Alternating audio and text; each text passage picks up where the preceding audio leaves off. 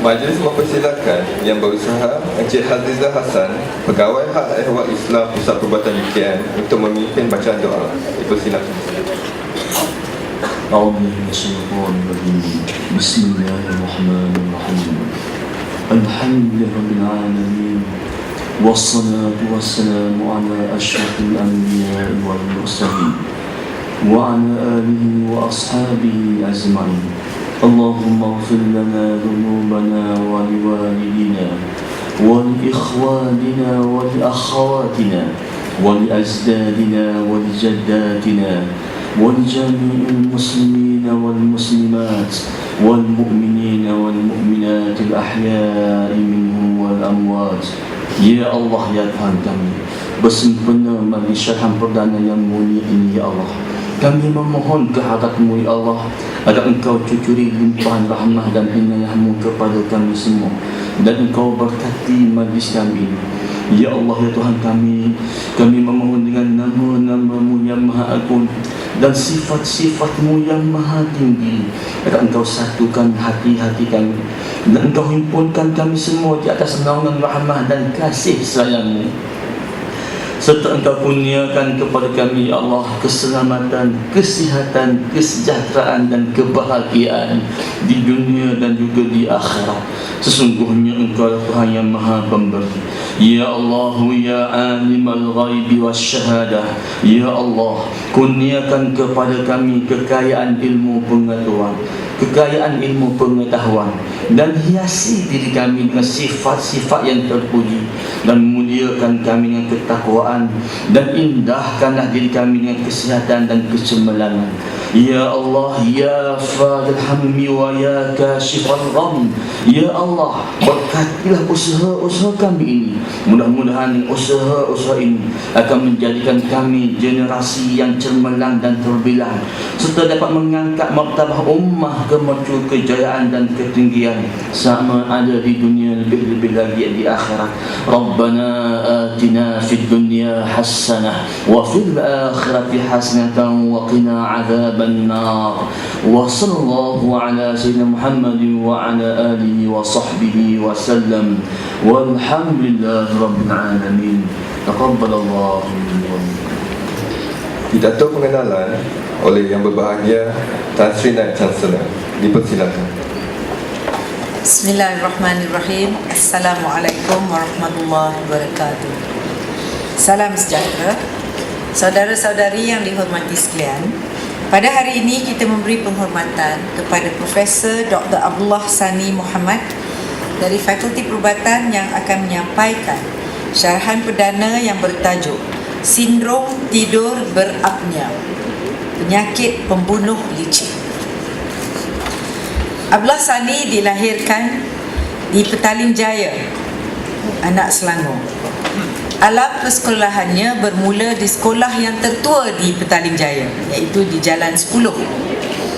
Abdullah Sani cemerlang dalam peperiksaan darjah 5 dan terpilih memasuki asrama Dr. Latif yang menyediakan pelajar cemerlang untuk memasuki sekolah menengah Victoria Institution atau sekolah menengah St. John's di Kuala Lumpur.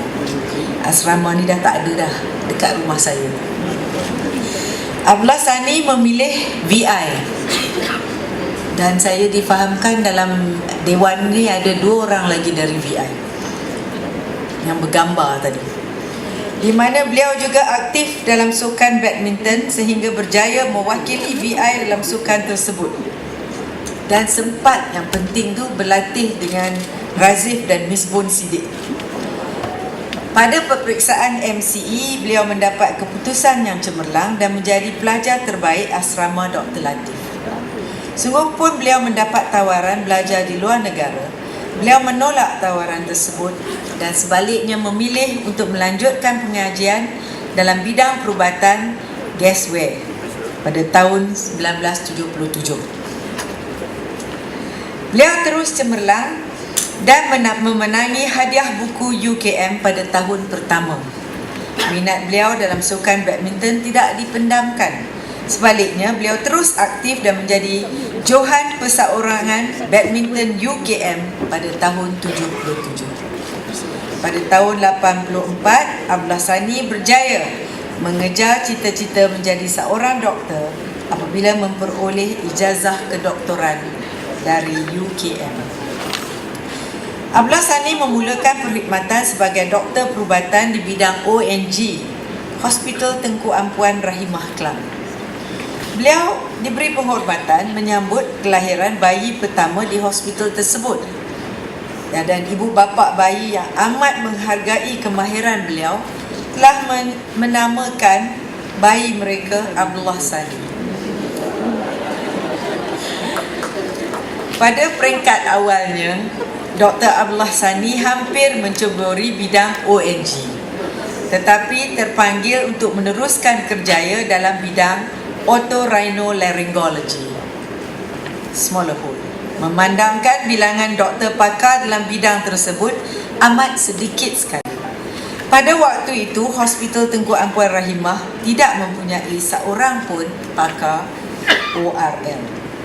Dan pada tahun 85, beliau menerima tawaran sebagai pensyarah pelatih di fakulti ini dan meneruskan minat dan usaha gigih dalam latihan sehingga berjaya memperoleh ijazah sarjana surgery otorhinolaryngology dan juga ijazah Fellow of the Royal College of Surgeons of Edinburgh pada tahun 90. Bersama rakan seperjuangan Dr. Luqman Saim, mereka mencatat sejarah menjadi doktor Malaysia pertama mendapat kelulusan ORL dan juga Fellow of the Royal College of Surgeons of Edinburgh. Apa kedana tapi dapat juga fellowship. Katanya kedua-dua mereka semasa pergi ke Edinburgh tak ada duit. Memang tak ada duit dan perlu minta dari bank. Itulah sacrifice, tak apa. Sekarang sudah dikembalikan. Pada tahun 99, beliau ke University of Pittsburgh untuk menjalani latihan fellowship dalam bidang laryngology dan menjadi pakar ORL pertama yang menceburi bidang ini. Dan dengan dedikasi dan kepakarannya, Abdullah Sani dinaikkan pangkat ke jawatan Profesor Madya pada tahun 94 dan Profesor Klinikal ORL pada tahun 2002. Kepakaran beliau dalam bidang laryngology mendapat pengiktirafan dari dalam dan luar negara. Beliau sering dijemput memberi ceramah dan melakukan pembedahan dalam bidang ini. Pada tahun 2004, beliau dijemput menyampaikan syarahan V. Krishna Rao di Hyderabad dan berjaya melakukan beberapa pembedahan di sana. Beliau banyak menyumbang kepada badan profesional dan pernah menjadi Presiden Persatuan Otorhinolaryngologists Malaysia dan Setiausaha Kehormat ASEAN Federation of ORL Head and Neck Surgeons. Abdullah Sani menjadi Setiausaha Kehormat ASEAN Sleep Surgical Society. Ini adalah pakar bedah yang tidur. Sehingga kinilah beliau menjadi Presiden ke Setiausaha. Pada Jun 2012, beliau diberi penghormatan menganjurkan persidangan antarabangsa laryngology. Dan persidangan tersebut, Profesor Dr. Abdullah Sani telah dianugerahkan hadiah Ishiki sebagai menghargai sumbangan beliau dalam bidang ini. Sebagai pakar laryngology yang ulung di Malaysia, beliau dilantik sebagai pendidik kepada semua pakar Kementerian Kesihatan yang menjalani latihan sub bidang laryngology. Beliau mengendalikan siri bengkel phonosurgery tahunan bagi pakar dan luar negara. Dari segi penyelidikan, Abdullah Sani mengkhusus dalam bidang penyakit sindrom tidur berapnea, bidang penyakit suara, stenosis saluran pernafasan dan surgery laser. Beliau juga merupakan pakar suntikan botox.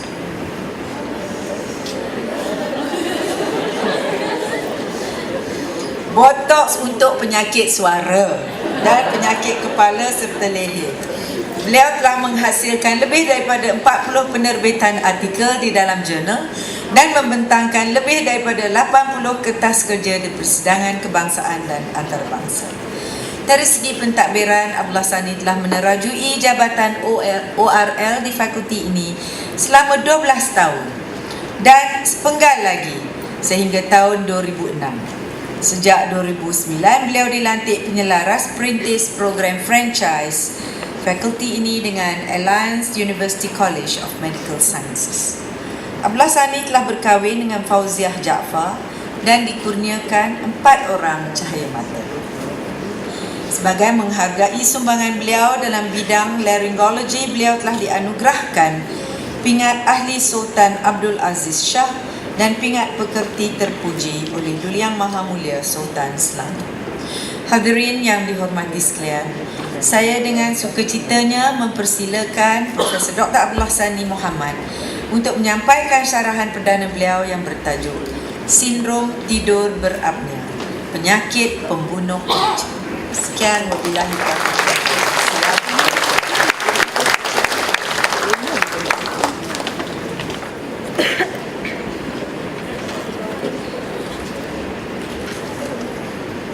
Bismillahirrahmanirrahim. Rabbi shrah li sadri wa yassir li amri wahlul 'uqdatam min lisani yafqahu qawli. Yang berbahagia Profesor Tan Sri Datuk Seri Dr. Sharifah Hapsah Said Hassan Shahabuddin, Naib Chancellor UKM. Yang berbahagia Profesor Datuk Dr. Nur Azlan Ghazali, Timbalan Naib Chancellor Hal Ehwal Akademik dan Antarabangsa. Yang berbahagia Profesor Datuk Dr. Raymond Azman Ali, Dekan Fakulti Perubatan dan Pengarah Pusat Perubatan UKM. Pegawai-pegawai utama UKM, pegawai-pegawai kanan UKM, para profesor, ketua jabatan, ahli keluarga saya, para pensyarah dan pelajar, serta hadirat yang saya hormati sekalian. Assalamualaikum warahmatullahi wabarakatuh dan salam sejahtera saya ucapkan. Izinkan saya untuk menyampaikan syarahan perdana ini yang bertajuk Sindrom Tidur Berapnea, Penyakit Pembunuh Licin.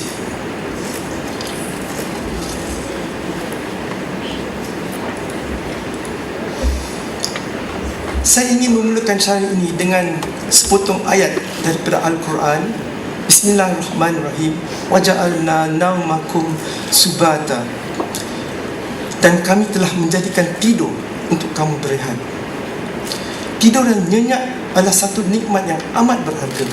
Ini kisah penyakit yang tidak membenarkan pengidap yang tidur dengan nyenyak. Tidur adalah satu aktiviti yang penting. Tidak ada orang yang boleh tahan tanpa tidur melebihi 4 atau 5 hari. Tidur merupakan satu masa untuk rehat, untuk badan menjalankan pembaik pulihan. Ia melegakan diri dari tekanan hidup. Tidak siapa yang tahu apa yang memulakan yang tidur, dan tidak siapa yang tahu apa yang membangunkan kita dari tidur. Sebagai seorang Muslim, saya percaya Allah lah yang tidurkan saya dan Allah lah yang mengejutkan saya dari tidur. Pernafasan inilah satu aktiviti kerja yang unik. Semasa berjaga, ia berjalan semasa automatik dan tanpa disedari, iaitu involuntary, dan juga ia boleh dikawal. Ya, semasa tidur ia sepatutnya berjalan secara automatik. Aktiviti pernafasan pula berkait rapat dengan saluran pernafasan atas. Semasa tidur, otot saluran pernafasan turut rehat dan kendur. Saluran mula sempit, dan di kalangan orang yang normal ini tidak memberi apa-apa kesan langsung. Tetapi jika saluran yang sedia ada sempit, udara yang keluar masuk akan menyebabkan getaran dan dengkuran akan terhasil. Dengkuran adalah bunyi yang hasil dari getaran saluran yang sempit. Dengkuran adalah normal jika kita penat. Otot saluran pernafasan atas letih dan tidak dapat membuka seperti biasa. Tetapi apabila saluran pernafasan tertutup sepenuhnya, apnea akan terhasil. Apakah apnea? Apnea adalah keadaan di mana saluran pernafasan tertutup sepenuhnya melebihi 10 saat semasa tidur. Ini berlaku walaupun otot pernafasan di dada dan perut masih bergerak untuk bernafas. Pergerakan otot ini tidak cukup kuat untuk mengatasi sumbatan saluran pernafasan. Jadi saya telah bercakap tentang tidur, aktiviti pernafasan, saluran pernafasan yang tersumbat, berdengkur dan apnea. Kalau kita gabungkan semua ini, kita dapat sindrom tidur berapnea. Apakah sindrom tidur berapnea? STD adalah satu penyakit di mana pesakit gagal bernafas semasa tidur dan ia hanya berlaku semasa tidur. STB boleh dibahagikan kepada dua jenis, STB central dan STB obstruktif. STB central berlaku bila rangsangan untuk bernafas dari otak berkurangan sehingga pesakit berhenti bernafas. Dengan tiadanya rangsangan, otot pernafasan tidak bergerak dan pernafasan berhenti. Tapi nasib baik, STB central jarang ditemui kerana semua pesakit ini mati. Ia berlaku pada pesakit dengan kejayaan otak yang teruk dan di kalangan bayi yang lahir tidak cukup bulan. STB jenis obstruktif lebih sering ditemui dan syarat ini memberi tumpuan sepenuhnya kepada STB jenis obstruktif.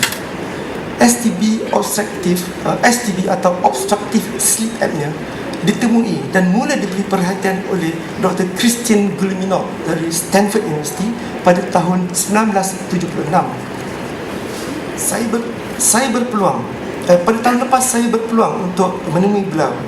Saya amat kagum dengan dedikasi beliau yang masih gigih menjalankan berbagai penyelidikan dan sanggup memberi syarahan merata dunia untuk berkongsi pengalaman dan ilmu beliau. Penyakit STB ini mengalami satu lingkaran yang tertentu semasa tidur. Semasa tidur, ia bermula dengan pernafasan yang normal. Lepas itu, sumbatan bermula. Lepas itu, sumbatan total dan apnea akan berlaku. Dan otak akan mengalami kekurangan oksigen. Otak yang kurang oksigen ini kejutkan kita. Bangun, bangun. Kita nak mati ni. Bangun, bangun. Dan otak memaksa pernafasan kita untuk lebih kuat. Dan kita mengatasi sumbatan ini. Pernafasan kembali normal. Tetapi kita mengantuk. Dan lingkaran ini berputar sekali. STB disebabkan oleh penyempitan kesumbatan saluran pernafasan. Apa itu saluran pernafasan normal dan apa yang menyebabkan kesumbatan? Saluran pernafasan yang normal adalah dari hidung ke nasopharynx ke oropharynx ke pangkal lidah dan seterusnya ke larynx. Inilah gambar rajah yang menunjukkan saluran pernafasan yang normal. Udara mengalir dari luar ke hidung ke nasopharynx. Di sini tempat yang amat sempit sekali. Dan di oropharynx dan seterusnya masuk ke dalam larynx. Apakah penyebab utama kesumbatan di saluran pernafasan udara, saluran pernafasan atas? Di hidung, yang faktor yang paling sering adalah hipertrofi di turbinate dan septum yang bengkok. Di nasopharynx, adenot yang besar. Di oropharynx, tonsil dan delangit lembut menjadi faktor kesumbatan. Dan di pangkal lidah, tonsil lingual menjadi faktor yang menyebabkan kesumbatan. Selain daripada itu, terdapat kelainan struktur pada muka dan maxillofacial. Ini biasa berlaku pada kanak-kanak yang mereka yang bersindrom seperti Pierre-Robin syndrome dan Crouzon syndrome. Selain daripada itu, obesiti adalah satu faktor yang amat penting. Lemak yang di leher menyebabkan tekanan pada saluran pernafasan. Lemak di leher menyebabkan kendurnya otot faring. Inilah secebisan pesakit-pesakit saya yang obes yang mengalami sleep apnea syndrome atau tidur berapnea. Sebenarnya tidak susah untuk membuat diagnosa tidur berapnea. Kalau kita buka pintu di klinik dan kita lihat di luar pesakit yang menunggu, semua yang tidur tu penyakit sindrom tidur berapnea. Tak payah ujian, tak payah tes, senang, semua akan tidur. Bahkan yang pesakit kanak-kanak yang ini yang mengalami sindrom Pierre-Robin, di depan mata kita semasa kita bercakap dengan ibu beliau, pesakit akan tidur. Okey, ustaz daripada Kedah ini tidak obes. Tetapi kalau kita lihat profil di sebelah tepi, kita lihat dagu beliau terlalu ke belakang. Yang ini kita panggil retronatia. Bila dagu kita ke belakang, lidah kita akan jatuh ke belakang. Bila lidah jatuh ke belakang, tertutuplah saluran pernafasan kita. Beliau mengalami sindrom tidur berapnea yang severe. Jadi ini adalah video penting sekali pada saluran kita. Video ini menunjukkan pengidap sakit sindrom tidur berapnea. beliau mempunyai semua ciri-ciri sindrom tidur berapnia. Yang pertama, beliau obese. Yang kedua, lilitan leher beliau, lilitan leher beliau lebih daripada 17 inci. Kita lihat di video, kalau kita boleh lihat di video yang gelap ini, kita lihat dada beliau dan perut beliau bergerak, bernafas. Tetapi dia berdengkur, ya. Tapi sekarang dia mengalami kesumbatan dan tidak berdengkur. Bila tidak berdengkur, tidak ada aliran nafas udara masuk ke dalam badan. Sekarang dia buka mulut dia, lagi besar, dia terus bernafas. Nafas dia berapa saat saja, lepas tu berhenti. Di sini close up, ya. Kalau kita lihat close up, sepatutnya kalau kita tidur mengiring, sindrom ni akan berkurang. Dia bernafas. Sekarang dia berhenti. Tidak ada nafas yang masuk, tidak ada udara yang masuk. Otak kata bangun, come on, bangun, kita nak mati ni. Tapi lambat nak bangun. Sekejap lagi. Okey.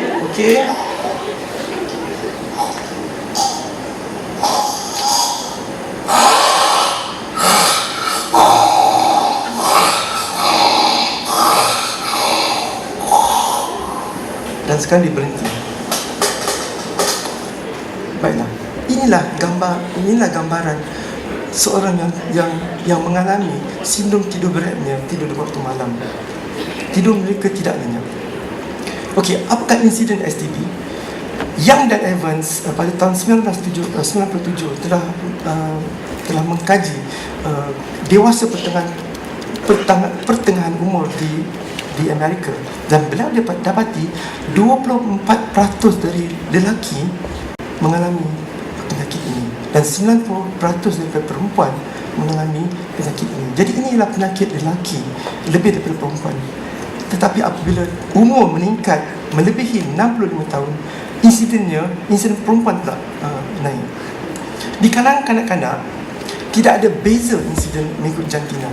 Ia disebabkan oleh hipertrofi tonsil dan adenoids dan juga kelainan struktur muka seperti yang saya sebutkan tadi, Cruzon, Pioroban.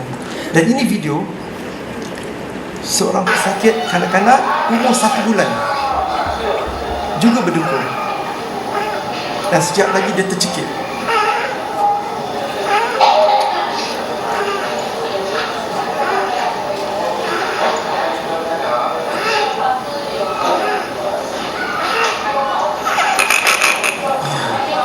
Jadi di usia 1 bulan dah mula tercekik waktu bernafas. Apakah simptom-simptomnya penyakit ini? Semua orang berdengkur, okey? Semua orang berdengkur dan semua orang mengantuk di siang hari. Mengantuk di siang hari ni adalah satu masalah yang besar bagi pesakit STB. Pesakit STB dah pergi kerja dan mereka mencari di mana hari ni saya nak tidur. Dalam pukul 11 dia akan cari belakang tangga, kita cari di belakang tangga, tetapi setiap hari dia cari tempat yang lain. Kalau dia tidur tempat yang sama, dia kena tangkap. Mereka kurang bertenaga, kurang dapat menumpukan perhatian kepada tugas, dan mereka berperangai panas baran. Ni kurang bertenaga ni satu perkara yang penting. Ramai doktor tidak tahu. Dan kalau doktor tidak tahu tentang penyakit sindrom tidur berapnia ni, dia akan bagi vitamin. Bila dia bagi vitamin, pesakit akan jadi lagi gemuk dan STD akan bertambah teruk. Saya ada pesakit yang diberi vitamin dan akhirnya doktor tak tahu. Dia kata, kamu ni pemalas. Dia kata, bukan, there's nothing wrong with you, kamu pemalas. Sebenarnya doktor yang tak tahu. Ini perangai panas baran pula. Kita pesakit STD akan marah kepada di atas perkara yang enteng, yang kecil dia akan marah. Bahkan saya ada satu pesakit lawyer, dia marah kat anak dia, dia marah kat isteri dia, dia marah kat bar council, bahkan kerajaan pun dia marah. Dia marah kat semua orang. Tetapi selepas diberi rawatan, keadaan dia tenang di rumah.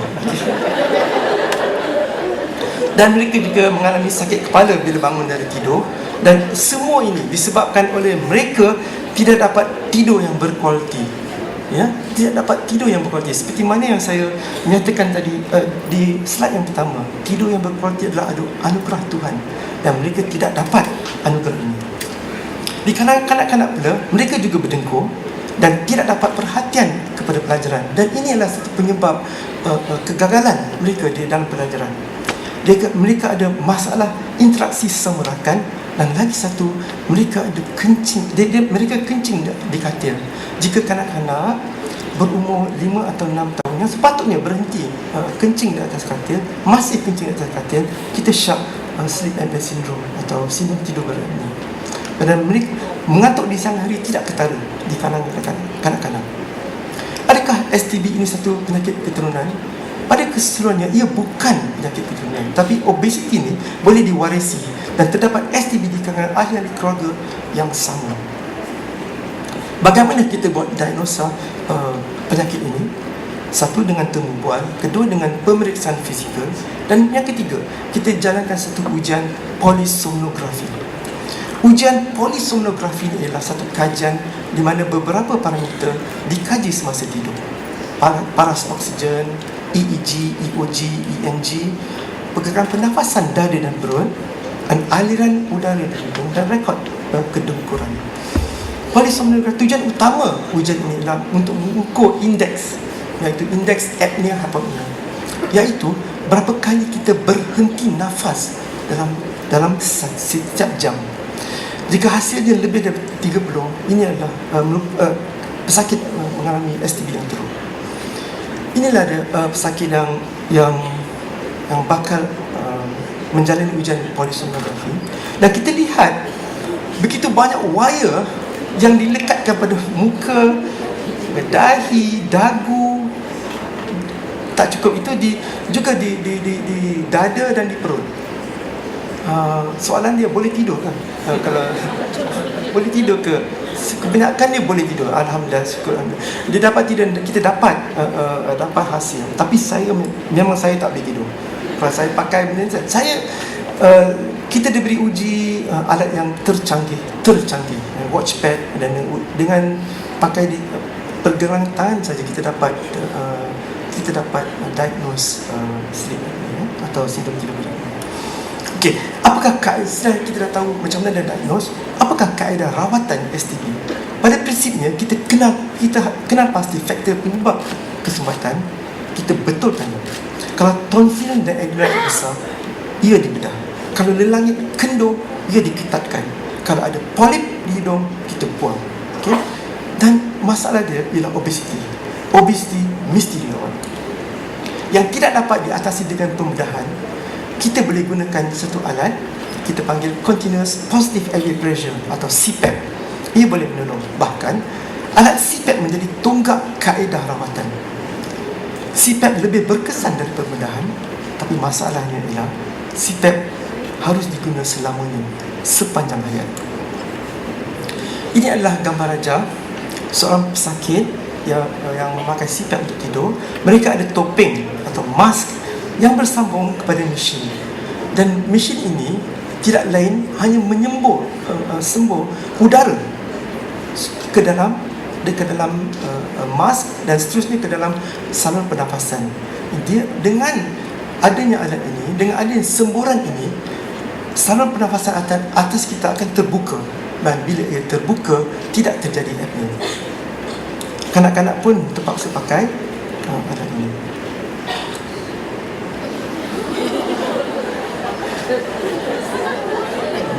Saya yakin Darth Vader mengalami sindrom tidur berat ni yang amat teruk. Okay? Kenapa? Sebab di episod yang ketiga dia pakai mask, di episod ke-6 dia buka mask. Bila dia buka mask dia mati. Dalam berapa minit dia mati. Dahsyat sekali. Okey, surgery. Oleh kerana banyak faktor yang menyebabkan kesumbatan, banyaklah jenis pembedahan yang telah diketengahkan. Tetapi hanya satu pembedahan yang boleh mengatasi semua jenis kesumbatan, iaitu tracheostomy. Masalahnya, ia tidak dapat diterima, terutama pada siang hari. Ia langsung tidak berguna. Inilah sejenis pesakit saya yang ada tracheostomy di leher mereka. Tetapi mereka bukan pesakit STD, mereka ada penyakit lain daripada STD. Ialah siang hari mana nak letak ini? Waktu malam memang berguna, tapi siang hari, jadi ia tidak boleh diterima. Oleh kerana langit lembut tempat yang paling sering menjadi tempat tersumbat, maka ialah tempat sering dibedah. Pembedahan di langit sering digandingkan dengan pembedahan di hidung dan pangkal hidung, iaitu multi-level surgery. Surgery untuk STD adalah surgery yang paling sakit sekali di kalangan semua jenis pembedahan ORL. Bagaimanakah surgery berbanding dengan CPAP? CPAP lebih berkesan dari surgery, tetapi CPAP hanya berkesan bila diguna. Bila berhenti, STD akan kembali. Surgery akan berjaya mengatasi STD jika disebabkan oleh tonsil yang besar. Surgery lebih popular di kalangan yang muda, CPAP lebih popular di kalangan yang berumur. Jika surgery tidak berjaya, pesakit boleh gunakan CPAP, dan semua pesakit yang akan dibedah diberi peluang mencuba CPAP. Sebab CPAP tu reversible. Kalau kita suka, okey. Kita tak suka, tak apa. Tapi surgery tidak reversible. Sekali saya bedah, parutnya akan bertahan selama-lamanya. Okey, STD merupakan satu penyakit yang amat berbahaya. Okey, jika tidak dirawat, ia boleh menyebabkan hipertensi yang tidak terkawal, serangan penyakit angin amah atau stroke, serangan jantung, kegagalan jantung, penyakit kencing manis, hipertensi pulmonari, bahkan pesakit boleh mati mengejut semasa tidur. Kesimpulan setakat ini, STD adalah satu penyakit kesumbatan saluran pernafasan semasa tidur yang amat bahaya. Ia berkait rapat dengan obesiti, dapat dikenal pasti dengan ujian tidur PSG, dan dapat dirawat dengan CPAP dan surgery. Tan Sri, para hadirin sekalian, saya ingin memperkenalkan satu konsep yang baru yang tidak pernah diutarakan, iaitu konsep STD sebagai penyakit pembunuh licik. Apa dia pembunuh licik? Kita dapat pembunuhan. There is murder. Ada mangsa yang bunuh. There is a victim. Pembunuh yang tidak dapat dikesan. Pembunuhan dituduh pada pihak yang lain. Pembunuh yang sebenar bebas. Dia tidak dikesan, dan pembunuh sebenarnya terus membunuh. Di Malaysia terdapat beberapa kes pembunuhan yang berprofil tinggi. Siapa boleh lupakan Nurin Jazlin yang dibunuh begitu kejam, tetapi pembunuhnya masih bebas? Siapa boleh lupakan Norita Samsudin, juga seorang mangsa pembunuhan? Catch my killer, please. Saya akan utarakan 10 dalil kenapa STD adalah satu pembunuh yang licik. Yang pertama, jika pesakit mati disebabkan kesumbatan aliran pernafasan, tidak ada bukti bedah siasat yang boleh mengesan STD sebagai pembunuh. Sebab tanpa oksigen, jantung akan berhenti, otak akan mati. Bedah siasat akan melaporkan sebab kematian adalah kegagalan jantung.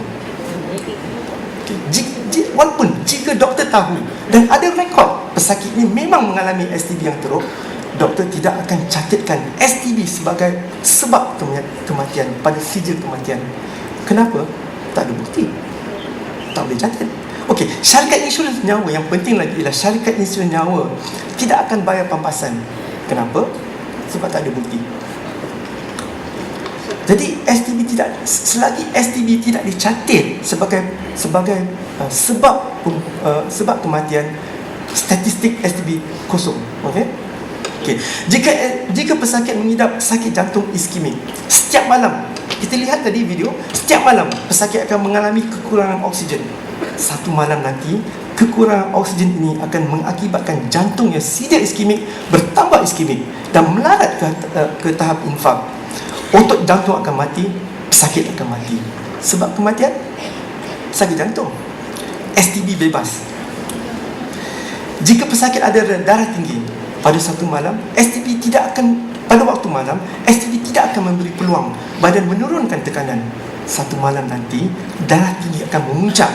Pesakit akan mengalami perdarahan otak dan kena angin amam dan mati. Sebab kematian perdarahan otak. STD bebas. Okey. Jika pesakit mengalami sakit kencing manis, STD akan membuat kencing manis dia bertambah teruk. Pesakit kencing manis akan terkena gangren di kaki dan mati. Apa sebab kematian? Gangren. Okey, gangren. STD bebas. Okey. Jika seseorang tidak ada sakit darah tinggi, tidak ada kencing manis, tidak ada sakit jantung, STB akan hadiahkan kepada mereka semua ini penyakit tersebut. Okey. Jika STB tidak dirawat, kemungkinan untuk mendapat penyakit kronik seperti di atas berlipat ganda dari biasa. Inilah hadiah STB untuk pesakit. STD boleh membunuh jika pengidapnya membawa kereta dan mengantuk. Okey. Lebih dahsyat lagi, jika pesakit STD membawa bas, STD akan menjadi pembunuh berganda. Berdasar siasat pemandu bas yang mati tidak akan buktikan apa-apa. Okey, STD bebas. Inilah gambar-gambar dari Keratan Akbar yang ironisnya ialah melibatkan Express, Sunny Express.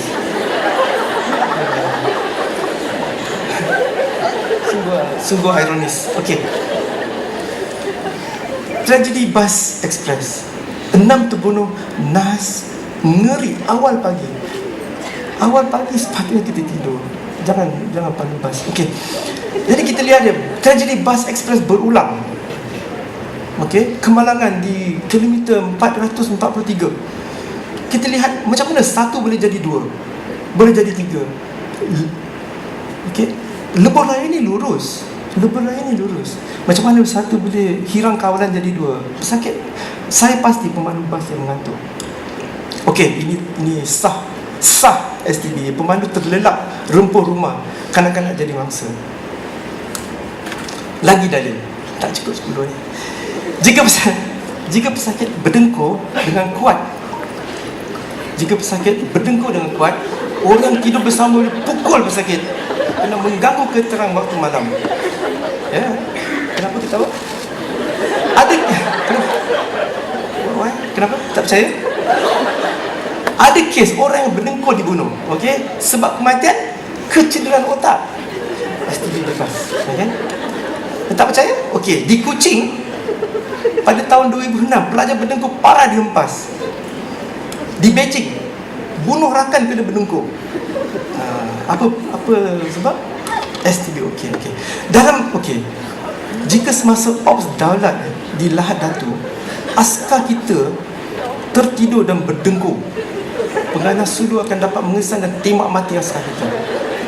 Sebab kematian peluru, peluru, tembak peluru. STB bebas. Mohon maaf, kes ini tidak berkaitan dengan apa yang berlaku di Sabah. Lagi dalil. Okey, jika pesakit STB menjalani pembedahan dan tidak dikawal pemakan mereka, penyakit STB akan kembali. Okey, saya boleh lakukan pembedahan yang begitu advance, tetapi kalau pesakit tidak boleh kawal obesiti, STB akan kembali. Jika pesakit STB tidak memakai CPAP dan pergi melancong 10 hari, hari ke-9 beliau tersumbat dan mati dalam tidur, mati di luar negara. Okey. Dengan ini, para hadirin sekalian, STD benar-benar satu penyakit pembunuh yang amat licik. Dia pembunuh bersiri, bunuh berganda dan bebas dari tuduhan. Sang perdana inilah pemangkin supaya kita semua celik dan ambil perhatian tentang perkara ini. Apakah peranan saya dan UKM dalam menangani STB? Saya telah meletakkan STB dalam silibus pengajaran siswaza dan prasiswaza. Saya telah memberi ceramah awam, siri ceramah kesihatan di kaca TV, di majalah popular, di surat khabar tentang STB. Dan saya telah memberi nama bahasa Malaysia pesakit ini. Saya telah memperoleh satu jenis pembedahan untuk menangani STB di Malaysia, iaitu Capsule. Semenjak 2008, Capsule mengambil tempat UPPP sebagai pembedahan utama STB. Capsule lebih selamat. okey, daripada UPPP dan kapsul. Yang lebih pentingnya, ia mudah diajar kepada siswaza. Bila dia mudah mengajar, senang mereka belajar dan senang mereka amalkan operation kapsul. Siswaza lulusan kursus sarjana di Malaysia, di UM, di UKM, di USM, semua menggunakan kapsul sebagai pembenahan utama. Saya berpeluang untuk bergambar dengan Kenny Pang. Kita panggil Kenny Pang, Kenny Pang daripada dari Singapura. Biarlah yang mempelopori pembedahan ini. Pembedahan ini adalah pembedahan yang amat sakit sekali. Kita akan operate, kata kita bedah secebis kulit daripada lelangit, dan lepas tu kita jahit. Hasilnya ialah satu parut di lelangit, di mana parut ini akan terhindar daripada bergetar waktu malam. Okey, apakah peranan PPUKM? PPUKM mempunyai satu ciri keistimewaan, ia menarik ramai pesakit STB kaya dengan data pesakit untuk penyelidikan, dan setiap tahun ada saja siswaza yang berjalani penyelidikan penyakit ini. PPUKM menjadi tempat pelancaran berbagai jenis alat baru untuk STB sebab kita ada volume. Jadi semua orang nak lancarkan produknya di UKM. PPUKM juga mengajukan berbagai kursus untuk STB. Saya ingin memetik beberapa penyelidikan STB yang kita dah menjalankan. Pada tahun 2003, Dr. Nurliza Idris membuat kajian ke atas 30 pesakit STB yang mengalami darah tinggi, dan beliau dapati tekanan darah tidak turun semasa hidup dan jauh lebih tinggi dari kumpulan yang tiada STB. Pada tahun 2009, Dr. Tahir Jalan telah mengkaji 50 pesakit STB, dan beliau dapati insiden tekanan berbola mata di kalangan pesakit STB melebihi dari kalangan yang tiada STB, iaitu STB boleh jadi satu faktor penyebab glaukoma. Dan pada tahun 2011, Dr. Azlan Iskandar telah mengkaji 289 pemandu bas di Kuala Lumpur.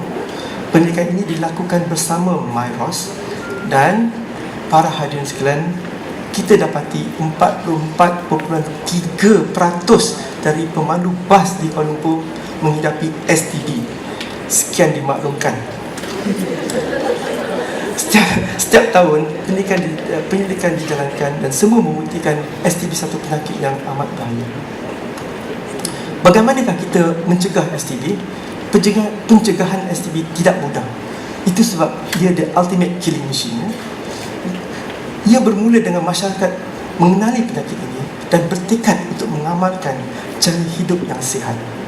Kalau epidemik obesiti dapat dikawal, STB juga dapat dikawal. Pada tahun 1990-an, kita semua ada TV yang besar, peti televisi yang besar. Kita kurus. Di akhir di sekarang, waktu semua ada flat screen TV, tapi kita bertambah gemuk.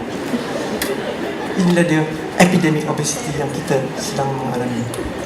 Kesimpulannya, para hadirin sekalian, STB sering berlaku tetapi kurang dapat perhatian. Pesakit tidak sedar yang mereka menghadapi STB. STB berkaitan rapat dengan pelbagai penyakit kronik. STB adalah penyakit pembunuh yang licik dan jarang dapat perhatian. Penyakit STB hanya dapat diatasi dengan usaha gigih pengamal perubatan yang dapat mengesannya pada peringkat yang awal. Pesakit juga terpaksa berusaha gigih untuk mengawal berat badan. Saya pilih untuk berbasikal, dan inilah rakan-rakan saya dari Bukit Jelutong yang naik basikal bersama. Walaupun di belakang ada KFC, saya janji kita tak makan di KFC. Naik basikal memang satu aktiviti yang seronok. Kadang-kadang dapat medal, dapat pergi ke Kolmar.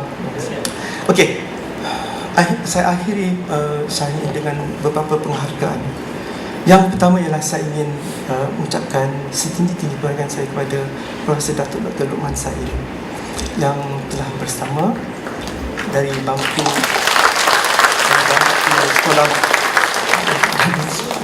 sekolah perubatan sehingga sekarang.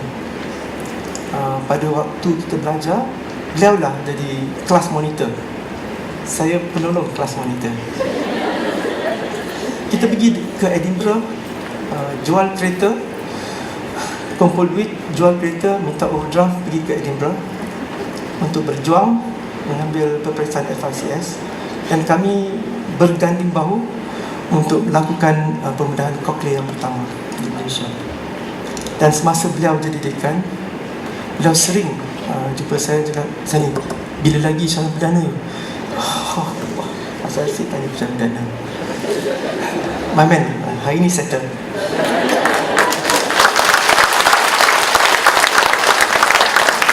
Saya juga ingin merakamkan penghargaan saya kepada Profesor Ferdamia yang berada dengan kita. Beliau lah yang mengajar saya sejeri, dan sampai hari ini beliau panggil saya Kido. Saya anak beliau, anak angkat beliau. Dan juga saya beri penghargaan kepada Profesor Hamid dan isteri beliau, Prof Katizabi. Beliau, Prof Hamid telah mengajar saya anatomi, dan Prof Katizabi telah mengajar saya fisiologi hingga ke peringkat sarjana. Saya juga beri penghargaan kepada Profesor Datuk Mahmud.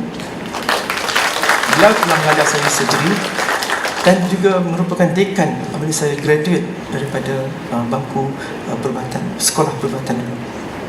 Dan bersama saya tidak ada gambar, bersama kita ada Dr. Imran Gurbacan. Dr. Imran Gurbacan adalah Ketua Jabatan ENT yang pertama di UKM. Beliau lah yang mengajar saya ENT buat pertama kali. Terima kasih.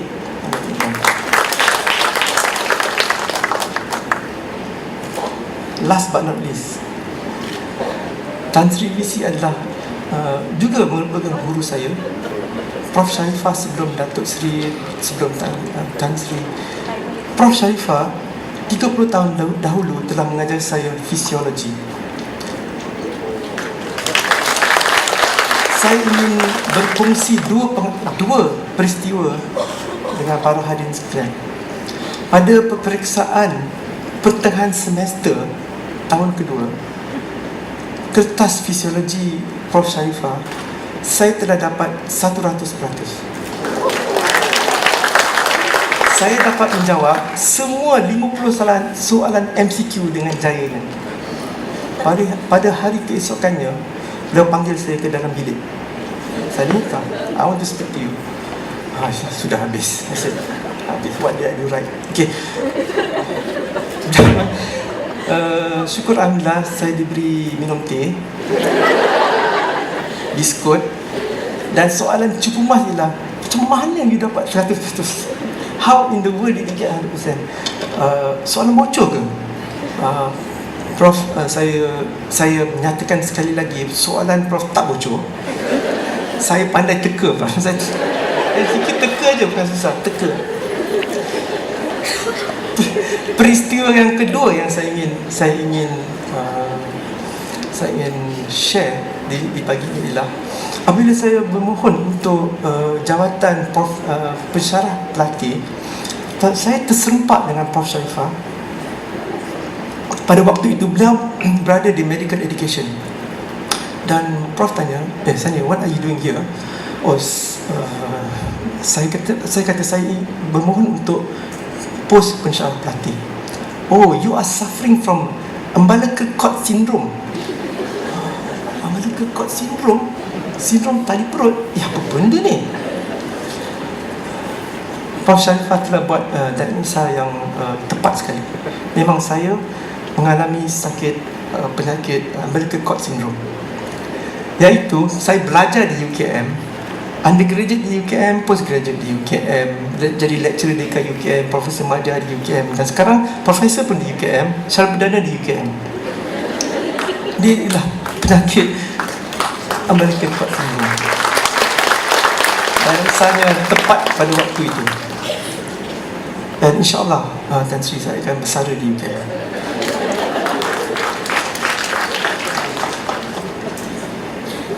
Saya juga ingin merakamkan penghargaan saya kepada arwah ayah saya, Muhammad bin Mungkin, Beliau lah yang mendorong saya jadi seorang doktor. Tiap hari cakap mesti jadi seorang doktor. Saya okey doktor. Dan juga saya ingin beri penghargaan kepada ibu saya, Allah yarhamah ibu saya, Puan Haja Nyarus binti Osman. Beliau seorang guru, dan saya bernasib baik sebab saya tak payah pergi tuition ke mana-mana. Tuition saya di rumah saja. Dan ibu saya telah mengajar saya dari kecil. Walaupun saya bekerja 100 tahun di UKM, saya tidak akan dapat bayar balik jasa kedua ibu bapa saya. Ayah nak saya jadi doktor, saya jadi doktor. Ibu saya seorang guru, saya juga jadi seorang guru. Okay, tak apa. Saya juga memberi penghargaan kepada ahli keluarga saya. Anak saya yang 4. Ayah mohon maaf, anak-anak saya terpaksa bersabar sebab ayah tak masuk private, tak dapat. Walaupun begitu, saya dapat belikan kereta untuk mereka semua. Okey. Saya juga beri penghargaan kepada isteri saya yang tersayang.